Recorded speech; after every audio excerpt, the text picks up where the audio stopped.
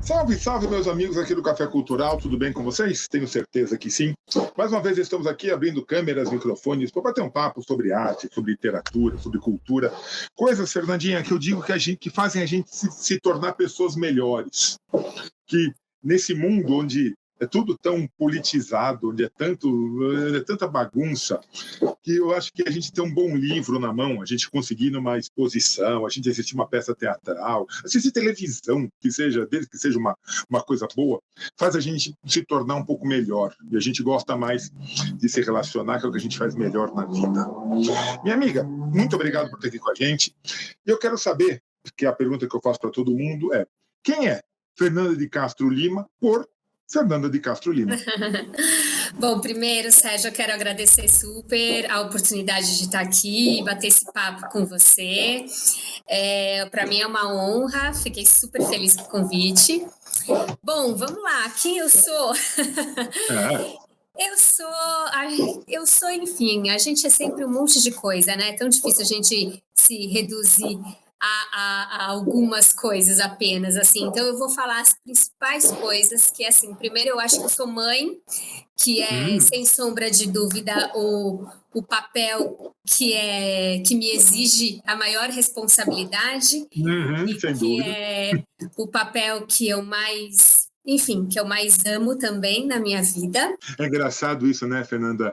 Como uma coisa que é tão difícil e é muito duro, sabe? A gente, assim, obviamente, não a gente ser mãe, vocês serem mães, mas como pai eu também entro nesse rolo, assim, que a gente tem que abrir mão da gente, né? Muitas vezes a gente abre mão da gente mesmo, então, e não é uma coisa legal a gente abrir mão da gente, mas a gente faz isso com tanto gosto, com tanto amor. Eu abro mão quantas vezes for preciso. É uma loucura, né? É uma loucura essa sensação, assim, a gente deixa... Eu me lembro que, assim, a maternidade para mim foi uma questão, assim, eu tive filho mais velha, porque eu demorei, de fato, para entender se era isso que eu queria, sabe, Sérgio? Porque eu pensava muito, eu gosto tanto da minha vida, do jeito que ela é e tal, e aí eu sei que vai mudar absolutamente. E aí a minha mãe me dizia, fala assim, mas sabe o que acontece? As suas prioridades vão mudar. As coisas que você acha importante hoje, elas vão deixar de ser tão importantes assim, isso não é um grande problema. E é dito e feito, assim, né? Eu não acreditava, porque a gente só sabe como é quando a gente tem de fato, mas aí eu entendo hoje, sim, as prioridades mudam, né? E de fato, é muito difícil ter a responsabilidade de educar, de criar, de formar um ser humano, né, Nana? Eu imagino que esse é um desafio cada vez maior nos tempos mais atuais. Complicado, muito mais complicado. Então... Mas é sem sombra de dúvida algo que traz, assim, que tem um retorno absurdo, assim. Meu filho hoje, ele tá com 8 anos e meio já, é um figura, assim, a gente troca muito de igual para igual, é uma delícia, assim. Então, apesar de todos os desafios, é muito prazeroso, assim, né? Então, mas assim, eu te cortei, continua falando de você. Não, imagina, que é isso. Aí eu coloco isso, claro, como o principal ponto da minha vida, porque de fato muda demais a nossa vida. Não sou mais Fernanda só pela Fernanda, né? E aí agora falando, mas também sou a Fernanda, né, mulher? Então, enfim, é um aspecto que precisa absolutamente ser levado em conta em todas as decisões que a gente faz na nossa vida, inclusive em relação à maternidade, né? Mas então eu sou uma profissional do audiovisual, eu trabalho há muitos anos com audiovisual, nos últimos anos principalmente voltada para pós-produção, que é a edição, né? E principalmente de reality shows. Que legal. Que, aliás, virou uma loucura, virou uma febre isso, né? Gente incrível, né? Vamos entrar na Fernanda Autora? Falar em roteiro, quando você escreve um livro, você faz um pré-roteiro desse livro ou você simplesmente senta e fala, rola? Sérgio, eu não faço esse roteiro. E aí é que tá, assim, às vezes isso é difícil para mim, porque às vezes eu me pego lá no meio da história e aí eu falei, caraca, mas aí será que eu já não estou me contradizendo e não sei o quê, né? Porque eu sempre começo a escrever. Então, assim, algumas coisas eu tenho sim que parar, eu tive a ideia, eu tenho que ir lá, eu tenho que anotar. E aí eu tenho que pensar para onde que eu quero levar isso, por que eu vou fazer esse personagem agir dessa forma, porque para onde eu quero levar essa situação. Então, sim, eu tenho, perdão, eu tenho vários documentos, assim, tal, que eu vou abrindo, assim, dentro da minha pastinha ali do livro e vou deixando justamente, assim, as situações. Então, tem o que eu faço, sei lá, situações que eu quero que aconteça. Por exemplo, nesse livro mesmo, né, no Eu Gosto Mesmo da Contradição da Noite, a personagem, ela tem mania ela tem mania, não, ela tem uma facilidade de guardar alguns fatos, cultura inútil, digamos assim, né? E aí, tipo, sabe, comecei a fazer isso, aí chegou num determinado momento do livro, eu falei, caraca, será que eu tô fazendo o suficiente ou será que eu esqueci desse detalhe, sabe? Então aí eu tenho que voltar, rever, então sim, dá um trabalho nesse sentido. E uma outra coisa, até pegando o gancho que eu te falei da questão, né, de ser mãe e tal, pegando o gancho pro livro em relação a isso, para mim é uma dificuldade muito grande conciliar o meu trabalho, a maternidade e a escrever, né? Então, assim, eventualmente, né, em função de falta de tempo mesmo, às vezes eu acabo ficando um período longo sem voltar àquele livro. E aí, como eu não tenho um roteiro, você vai aí a hora que eu vou pegar, eu falei, caraca, o que tá acontecendo mesmo? Aí eu tenho que pegar e reler uma série de coisas. Aí, a ponto de chegar, quando eu terminei de reler, eu falei, nossa, agora eu tô cansada, eu vou deixar para escrever amanhã. Olha só, mas é porque assim, quando que eu escrevo? Eu escrevo quando o meu filho, quando é de noite, quando às vezes meu filho tá vendo algum desenho na TV, quando o meu filho, porque eu sou separada, né? Então, o meu filho eu tenho guarda compartilhada, e o meu filho passa metade do tempo em cada casa. Aí, quando o meu filho tá com o pai dele, aproveita e pega papel e caneta. Isso, e aí é nesses períodos que eu acabo escrevendo, né? Então, aí dificulta um pouco para mim. Então, o fato de eu não ter um roteiro me atrapalha nesse sentido. É uma coisa que eu estou tentando devagarzinho. Mas se deu certo assim, também não muda. Se você escrever um livro, o livro é tão bom dessa forma, mantenha dessa forma. Porque eu acho legal, e eu gostei muito do título do livro. Eu gosto mesmo da Contradição da Noite. E você falando, ser mãe, à noite você quer descansar. Muita coisa de produção audiovisual rola à noite. Tá? Não pensem vocês que não é das 9 às 5, porque não é. Não é. Muita coisa. Ou seja, a noite para você é muito contraditória, né? Aquela coisa, você quer descansar, mas você tem trabalho. E como é que surgiu esse título? Fala um pouquinho pra gente do Eu Gosto Mesmo da Contradição da Noite. Esse título fantástico. Obrigada. Exato. Assim, só de fato, assim, a noite é uma contradição. Para quem trabalha, é uma contradição. E aí é essa questão, né? Tipo, meu filho às vezes vai dormir, às vezes você tem que voltar a trabalhar depois que dorme, sabe? Então, assim, e em relação ao título do livro, né? Como a gente está falando, de fato, eu acho a noite muito contraditória. E, assim, a personagem principal, ela se chama Emília, e ela é uma menina notívaga, né? Ela já... O livro começa com ela falando... que ela gosta muito da noite, que ela precisa viver no dia, mas é a noite que a encanta, né? E aí, justamente, ela fala dessa dualidade, enfim, que a noite tem, que, assim, seria o horário, a noite é descanso, mas também pode ser agitação, né? Ela é silêncio, mas ela pode ser... enfim, diversão, bagunça e tal, né? E essa personagem, especificamente, ela gosta mais da parte... tranquila da noite, digamos assim, né? Da quietude. Então, e ela traz assim, até uma curiosidade. Eu não tinha um título do livro, assim, eu não sabia como que eu ia, qual seria o título. Esse título que eu escolhi, ele era como o livro iniciava. Era a primeira Hum, frase do livro. Mas aí eu não, enfim, eu fiquei matutando, ai, como que eu vou fazer? Eu falei, quer saber? Eu vou trazer essa primeira frase para ser o título, porque eu achei bastante interessante. e é mesmo, olha, e é mesmo. Fernanda, no Ah, material, por posso favor, te por favor, interromper? Desculpa, deve. só para complementar, de fato, assim, a gente está falando, obviamente, da noite de uma forma mais concreta, entra às vezes ali em alguns momentos quase como se fosse um personagem, mas eu acho que isso se estende um pouco, Sérgio, no sentido de que, assim, tipo, num âmbito maior de pensarmos que, poxa, né, ser humano, de uma forma geral, a gente pode ser muito contraditório, né, assim, na nossa vida, nas nossas escolhas, Sim, na forma sim. como a gente age, né, eventualmente. Então, eu acho que ele vai para um pouco para esse aspecto também. Sem esquecer que a noite em si não é nada contraditória. A noite é simplesmente a noite.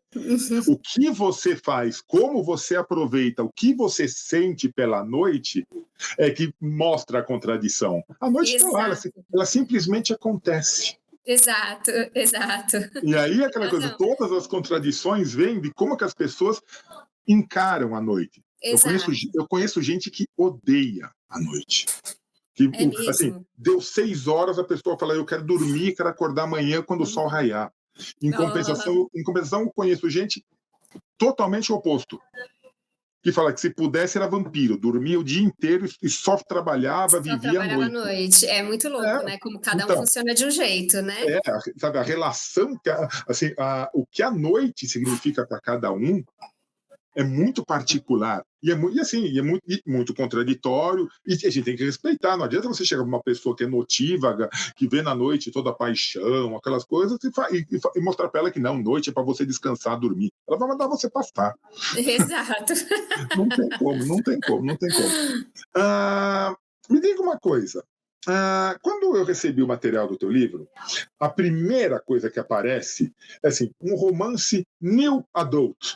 Eu olhei para aquilo e falei, o que raios é um romance new adult? Daí eu perguntei, obviamente, para a Gabi lá da LC, aliás, obrigado, Aham. pessoal da LC, mas eu quero saber de você. Quando você escreveu, você já sabia que ia ser um romance new adult? Olha, vou ser super sincera com você. É. Eu acabo chamando ele, classificando ele de Young Adult, né? Que é essa Hum, coisa do YA. É que daí depois eu também fui entender que o YA é meio que quando os personagens têm até ali uns 17 anos, 18 anos, aquela tá, fase de ensino médio. A partir do momento que eles vão para a universidade, já são maiores de idade, aí ganha essa outra nomenclatura do New Adult. Então, e quem assim, diria que na minha época era assim, criança, adolescente, adulto, acabou. Não tinha mais nada além disso. Hoje em dia nós já temos tem até categorias diferentes, mas tudo bem. A vida evolui. pois é, não, as coisas mudam muito rapidamente, né? Aliás, esse é um super desafio de se escrever para um Uhum. público assim, né? Porque tá tudo o tempo inteiro mudando, assim, é tudo muito rápido. Então, é, parece que o que você escreveu há pouco tempo já hoje já A não vida deles é pode não assim, né? valer mais. A vida Exato. deles é assim, muito rápida, né? Exatamente. Então, mas eu fui surpreendida com essa questão também. Eu aprendi também com esse livro sobre essa nomenclatura, vou ser bem sincera. Eu acho que eu sou um young old, eu já estou ficando aquele velho, mas não sou tão velho ainda. Coisa, Imagina. né? Não, mas é engraçado porque, por um lado, se a gente for analisar, fala, nossa, mas precisa de tudo isso? Gente, não é que precisa ou deixa de precisar. Eu acho que assim, a própria literatura está se reinventando, descobrindo que faixas de leitores é uma coisa muito importante. Porque antigamente, assim, era um livro infantil. Era um livro para criancinha, de figurinha, um monte de coisa bonitinha, Chapeuzinho Vermelho, Formiguinha e tal. Aí tinha um livro infanto-juvenil que era para adolescente, que eram Isso. os Harry Potter da vida. E depois, que para mim, se bem que para mim Harry Potter é muito mais para adulto do que para adolescente, mas tudo bem. E aí tinha livro para adulto, que eram os famosos livros chatos. Ninguém queria ler, aqueles catatal de 800 páginas, ninguém queria ler, mas era muito bom. E eu acho que hoje em dia, quando você começa a segmentar E você tem autores, que nem a Fernanda, que se propõem a escrever para um segmento, que escreveram para um segmento, é muito bom, porque primeiro vai estimular a leitura desse segmento. E eles vão se reconhecer. Que o grande desafio de fazer as pessoas gostarem de ler é fazer as pessoas se reconhecerem.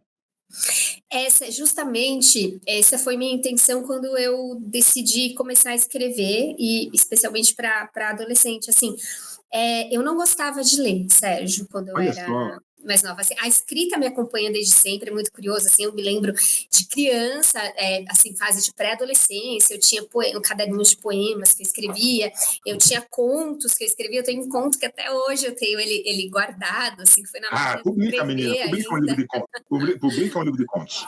Mas é um único conto, assim, que eu guardei daquela época que eu achei. Mas, assim, eu não gostava de ler.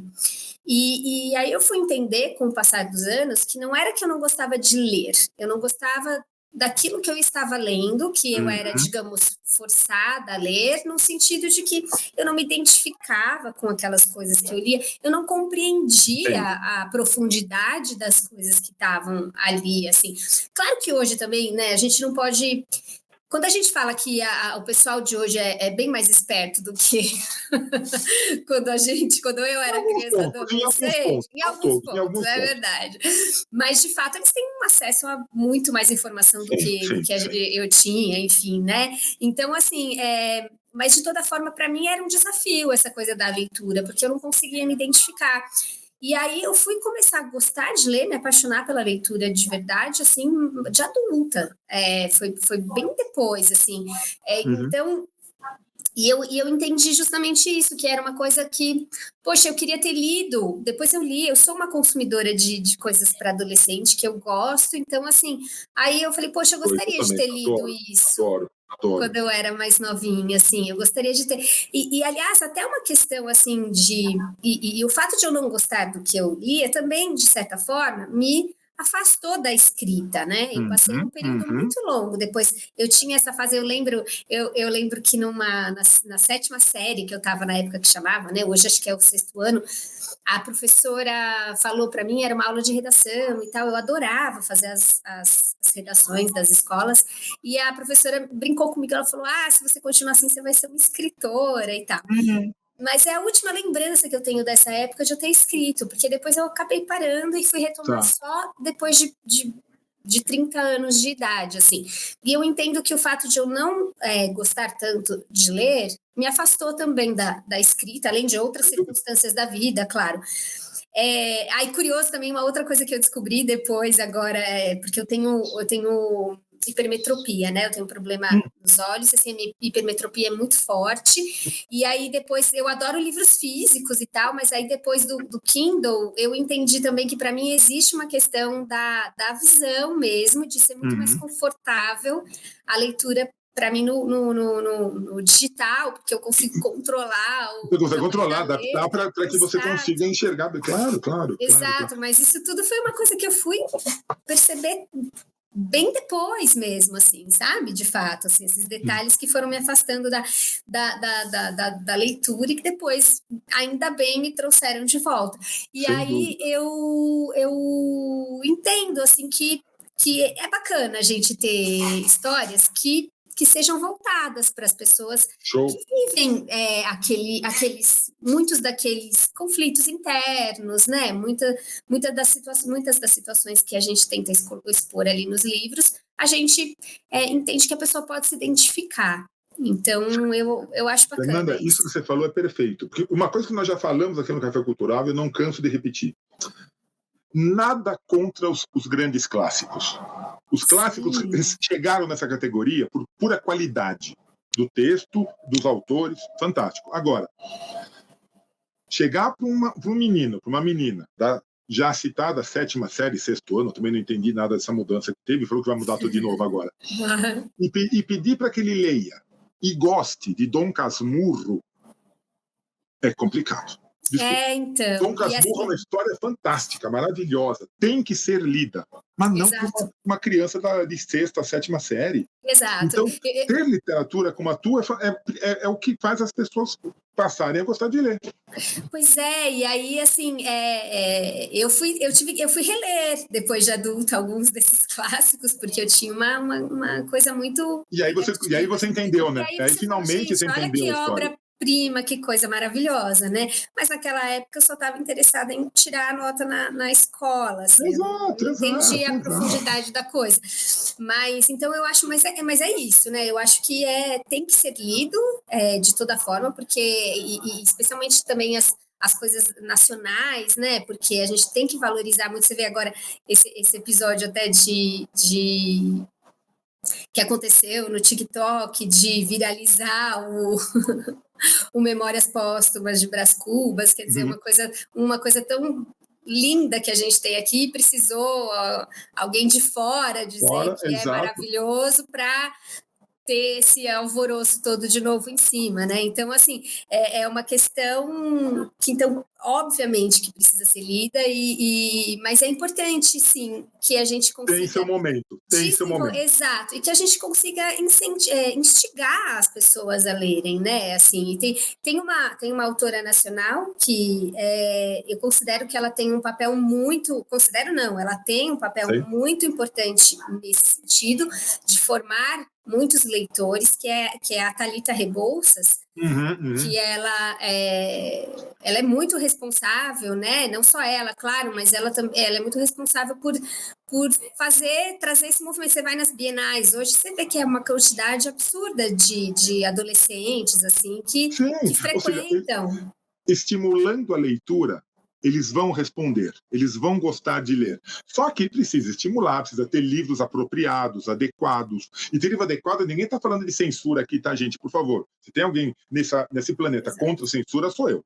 Mas é adequado para que eles se reconheçam e se vejam naquele universo, e aí, a partir do momento, vai continuar a ler. Sabe, outro dia eu vi uma entrevista, faz um bom tempo já, da autora do já citado Harry Potter, assim, e ela falou que ela vendia meia dúzia de livros. Depois do filme, ela vendeu alguns milhões. Ou seja, o filme ajudou? Ajudou. E ótimo que tenha ajudado. É fantástico isso. Sim, mas uma coisa vai fomentando a outra, né? Claro. Eu tenho duas perguntinhas que eu quero te fazer. No teu livro, você fala que é um quarteto, né? São 4 pessoas. Tem uma personagem principal, mas tem 4. Isso. Assim. Você pretende continuar essa obra com algum deles? Dar protagonismo para algum outro ou não? Você fala, não, obrigado, a noite já tem contradição suficiente nesse livro. Não, a princípio não. A princípio é um livro só mesmo, assim, não pensei nessa possibilidade, não. Embora, claro, assim, nem todos, né? O livro é muito focado na Emília, que é a personagem principal mesmo, e no Daniel, mas é muito assim, porque ele é escrito em primeira pessoa, né? Então a gente tá ali. A minha intenção, Sérgio, foi quase como se a Emília ali no começo ela dá uma convidada, como se ela convidasse o leitor a entrar ali na cabeça dela, a entender o que está acontecendo ali. E ela, por ser uma menina muito... Ela é ansiosa, ela é uma menina muito ansiosa, então, assim, a cabeça dela tá sempre a milhão e tal. E então, o livro, ele foi muito voltado, ele é todo sob a perspectiva dela mesmo. Tá, assim. Ok. Mas, de repente, nunca se sabe, de repente um outro personagem faz coceirinha na tua cabeça, nunca se sabe o que pode acontecer nessa vida. Nunca se sabe. Agora, esse teu gosto pelo visual, esse teu gosto assim, você chegou a olhar para o teu livro e falar, esse negócio aqui pode dar uma boa coisa na telinha, vou apresentar para alguém da Netflix, quem sabe um dia pode ser? Ou não? Olha, é claro que é o sonho de toda pessoa que, hoje em dia, até pegando o gancho que você falou, né, do Harry Potter, que acaba vendendo... E a própria Netflix agora tem aquele seriado, os Bridgerton, que assim... Isso! O livro é um livro... É romance água com açúcar, gente. Não adianta você querer... eu quero tirar uma crítica social. Tem muita crítica social. Mas é um romance água com açúcar. Sabe que você vai ler e vai ter aquele... Ai, que linda, a vida é bela, os passarinhos cantam, tá, não sei o que lá. E o seriado da Netflix tá maravilhoso. Eu gosto bem também. Uma produção, fazia tempo que eu não vi uma produção tão esmerada, uma produção de época tão esmerada e tão perfeita, e com uma trilha sonora que você olha, você fala, o que é isso? Eles pegaram músicas atuais e colocaram no ritmo lá da época, não é nem medieval, lá deles lá. Não é nota 10, é nota 1010. É muito bacana. É muito bacana. Eu assisti, acabei de assistir a temporada aqui, a última. Eu tô louco para que a continuação da terceira temporada. Já vai. Eu também estou ansiosa. Você acha que você chegou a ver, falar, quem sabe, né? Então, eu confesso assim, né? A minha cabeça ela é muito voltada para isso, assim, né? Até no próprio livro, o que acontece, Sérgio? Assim, ela tem, né? A Emília, ela tem essa cabeça aí ansiosa, essa cabeça que não para, tal. Acontece em muitos momentos, algumas situações que acontecem na noite ali em que eles estão vivendo, desencadeiam lembranças na Emília, assim, né? Esses flashbacks, através deles, a gente vai conhecer, entender qual a relação desses personagens, quem são eles e tal, a gente vai entender melhor através desses flashbacks. Mas, assim, aí a minha intenção ali foi quase como que misturar o presente com o passado ali, a ponto de causar um certo estranhamento inicial de o leitor... Ele tem que parar ali, pelo menos na primeira vez que acontece, depois acostuma com isso, mas ele tem que dar uma parada e entender, nós estamos no passado, assim, porque é um pouco assim, como a cabeça das pessoas, quer dizer, a minha funciona assim, eu não sei se é de todo mundo. O que interessa é a tua. Você pensa uma coisa e a gente não tem um pensamento absurdamente linear, né? Então, e isso, para mim, se passa no livro de uma forma muito, muito visual. Se a gente for transpor isso para um aspecto audiovisual, eu consigo enxergar muito como seria a cena, né? Então, por exemplo, sei lá, ela tem um momento que ela está abraçando esse amigo dela, o Daniel, e aí, de repente, ela não está mais abraçando ele no passado. Olha!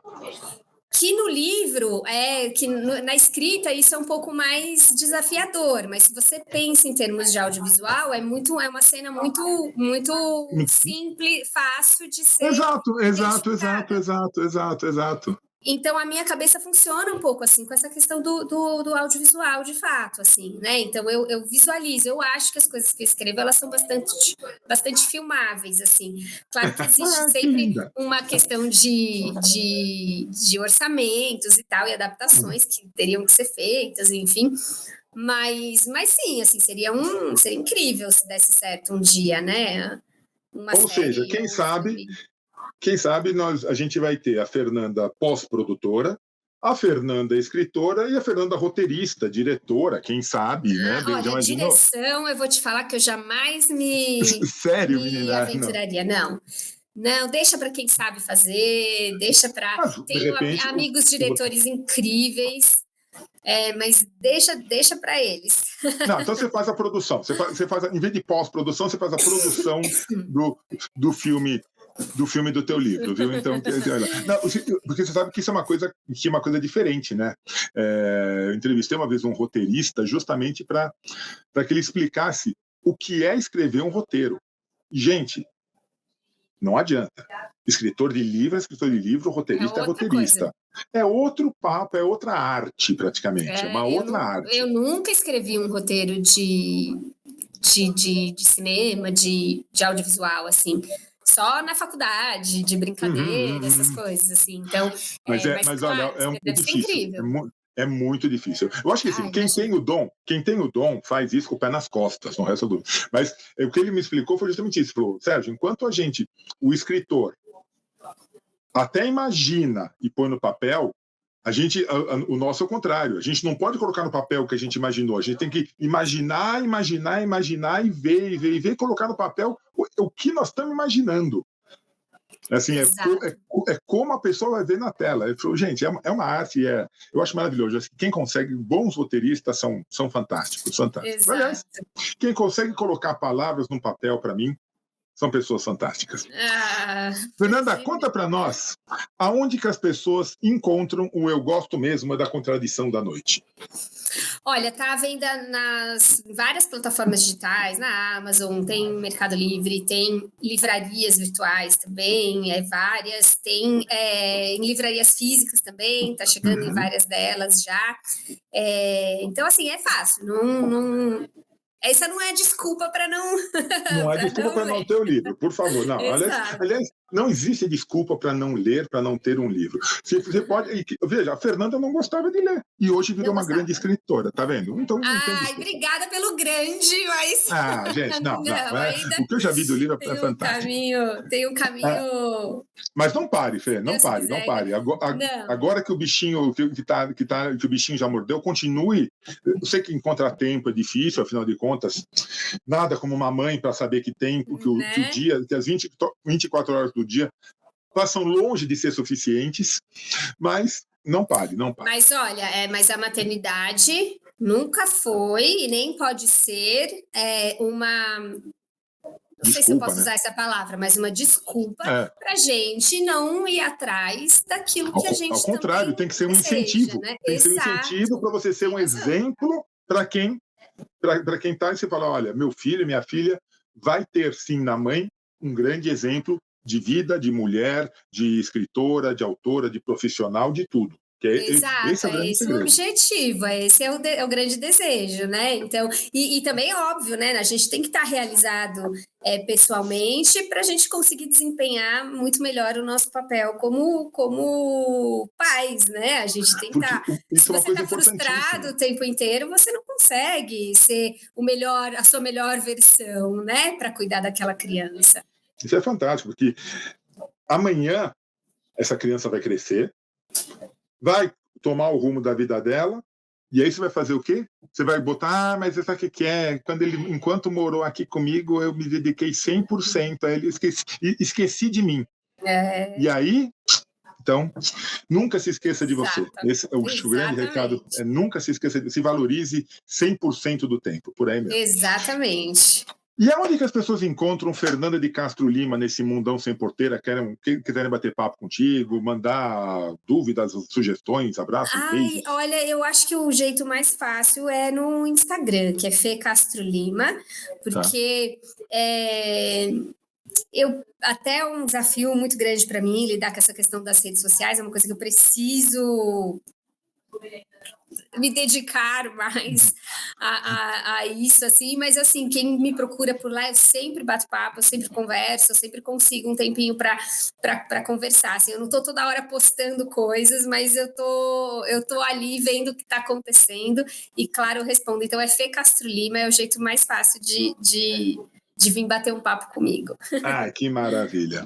Fê, parabéns, parabéns pela tua mente, parabéns pelo teu trabalho. Ah, Vou agora, obrigada. quando eu assistir o Casamento às Cegas, vou ver teu nominho lá na pós-produção e falar, conheço a Fernanda, sou amigo dela. E Isso.